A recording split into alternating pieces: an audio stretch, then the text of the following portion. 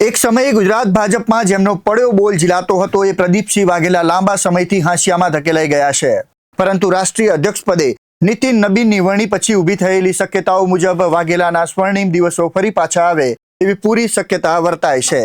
નમસ્કાર, આપની સાથે હું સદ્દામ, આપ જોઈ રહ્યા છો યોર ન્યૂઝ। કુશળ સંગઠનકાર, ભાજપમાં સંગઠનની અનેક જવાબદારીઓ સફળતાપૂર્વક નિભાવી ચૂકેલા પ્રદીપસિંહ વાઘેલા કાર્યકર્તા નિર્માણ અને પ્રતિબદ્ધ સંગઠન રચવા માટે માહેર ગણાય છે। યુવા ભાજપના પ્રશાંત ખોરાટ, હિતેન્દ્ર ચુડાસમા, પ્રવીણ માળી જેવા અનેક નેતાઓ પ્રદીપસિંહના સીધા માર્ગદર્શન હેઠળ ઘડાયા છે। રાજ્ય ભાજપના મહામંત્રી પદે તેઓ હતા ત્યારે પોલીસ તંત્રના દુરુપયોગના આક્ષેપ થવાથી કશું જ કારણ આપ્યા વગર તેમણે પદ ત્યાગ કરવાની ફરજ પાડવામાં આવી હતી। ત્યારથી પ્રદીપસિંહ કમલમથી દૂર થઈ ગયા છે। બહુ અગત્યનું ના હોય તો ભાગ્યે જ કોઈ કાર્યક્રમમાં તેમની હાજરી જોવા મળે છે।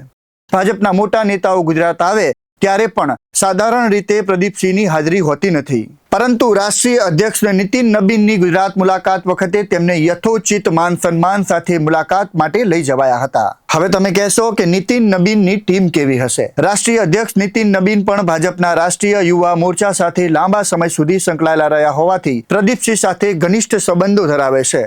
એક સમયે રાષ્ટ્રીય સ્તરે ભાજપ યુવા મોરચામાં પ્રદીપસિંહ, નીતિન નબીન અને આંધ્રપ્રદેશના તેજસ્વી સૂર્યાની ત્રિપુટી ગણાતી હતી। આથી રાષ્ટ્રીય સ્તરે નીતિન નબીન પોતાની ટીમમાં જૂના સાથીઓને સ્થાન આપે એવી પૂરી શક્યતાઓ છે, જેમાં પ્રદીપસિંહ ઉપરાંત ઓડિશાના વિપ્લવ દેવ, તામિલનાડુના અન્નમાન લાઈ, આંધ્રમાંથી સુધાકર રેડ્ડી જેવા યુવા નામો પણ હોઈ શકે છે।